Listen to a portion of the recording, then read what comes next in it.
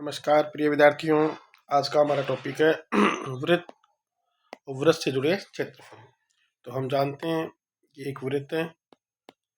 अगर वृत्त का ये केंद्र, वृत्त की त्रिज्या r, तो r त्रिज्या वाले वृत्त का जो क्षेत्रफल होता है, r त्रिज्या वाले वृत्त का क्षेत्रफल होता है पाई r स्क्वायर। और ये जो वृत्त की परिधि है, वृत्त की परिधि का सूत्र जो होता है वो होता है 2 पाई r। मान लीजिए ये वृत्त की त्रिज्या r है, ये भी वृत्त की त्रिज्या r है।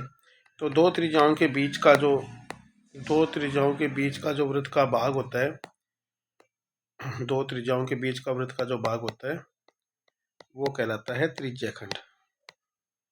अगर दो त्रिज्याओं के बीच में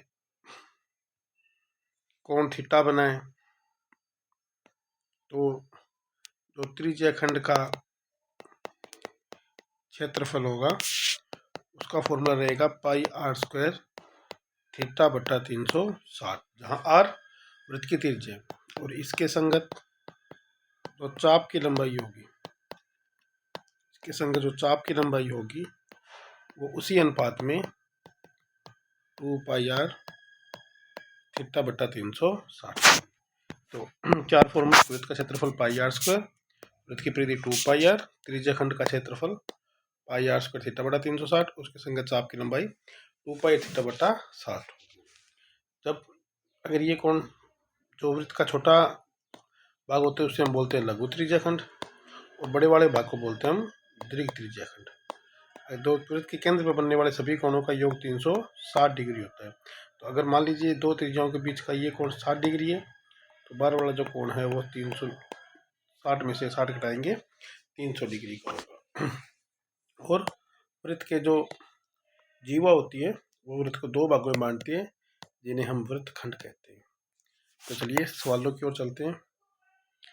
पहला सवाल है कि r त्रिज्या वाले वृत्त के त्रिज्याखंड का कोण अल्फा हो तो त्रिज्याखंड का क्षेत्रफल क्या होगा। तो हम पढ़ के आए हैं, त्रिज्याखंड के क्षेत्रफल का सूत्र पाई r स्क्वायर थीटा बटा थीटा यानी केंद्र पर बना कोण। यहाँ पे हमें कोण अल्फा दे रखा है, तो जो फॉर्मूला हो जाएगा त्रिज्याखंड का फॉर्मूला पाई r स्क्वायर अल्फा बटा 360। दूसरा, वृत्त के चौथाई भाग का क्षेत्रफल क्या होगा। देखिए चतुर्थांश, हम वृत्त के अगर 4 हिस्सों में बांटे तो ये जो कोण है दो त्रिज्याओं के बीच का, ये 90 डिग्री का होगा। तो क्षेत्रफल का सूत्र हमने पढ़ा था, चौथे भाग का थीटा बट्टा 360। तो ये जो कोण है ये 90 डिग्री का है, तो ये 4 बार काटेंगे तो ये बन जाएगा पाई r स्क्वायर 4। वैसे सीधा सीधा वृत्त का क्षेत्रफल पाई r स्क्वायर, चौथे हिस्से का क्षेत्रफल, इसका चौथाई हिस्सा यानी कि पाई r स्क्वायर बट्टा। अगला है 6 सेमी त्रिज्या वाले त्रिज्याखंड क्षेत्रफल ज्ञात कीजिए जिसके त्रिज्याखंड कोण 60 डिग्री। सिमिलरली पाई r स्क्वायर थीटा बट्टा 360 हम जानते हैं जो त्रिज्याखंड का क्षेत्रफल होगा वो पाई r थीटा बट्टा, पाई की वैल्यू गणना में सुविधा के लिए हम 22/7 लेते हैं। तो 22/7 r की स्क्वायर यानी 6 गुणा 6 60, थीटा भी 60 दे रखा है 360। तो ये 6 बार कटेगा और 6 से 6 बार, तो यह आ जाएगा 132/7 वर्ग सेमी। अगला एक वृत्त की त्रिज्या 3.5 सेमी, तो वृत्त की परिधि क्या होगी। हम जानते हैं वृत्त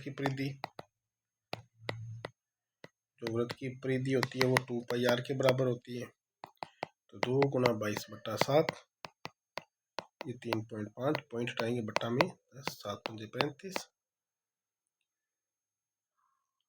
तो ये 2 पंजे 10, तो आ जाएगी 22 सेंटीमीटर।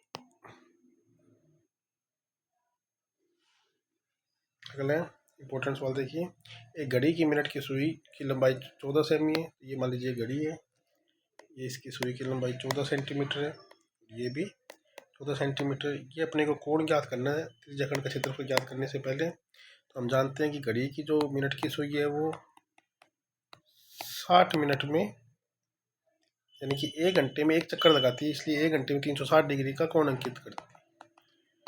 1 मिनट में ये जो घड़ी है वो 360/60 यानी कि 6 डिग्री का कोण अंकित करेगी।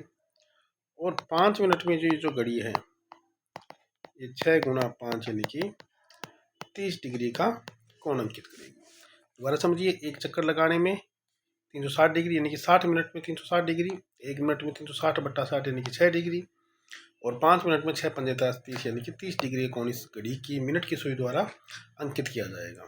तो इसका जो इसके द्वारा चीज क्षेत्रफल जो होगा वो पाई r स्क्वायर θ/360, पाई की वैल्यू 22/7, r की वैल्यू 14 गुणा 14, थीटा हमने याद किया 30 डिग्री का, बट्टा में 360।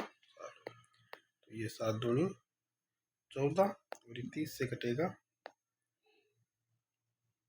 12 बार, तो ये आ जाएगा 22 गुणा 2 गुणा 14 बट्टा में 12। तो ये 6 बार कटेगा। इस तरह से अपने इसका सोल्व करके इसका आंसर आप निकाल सकते हो।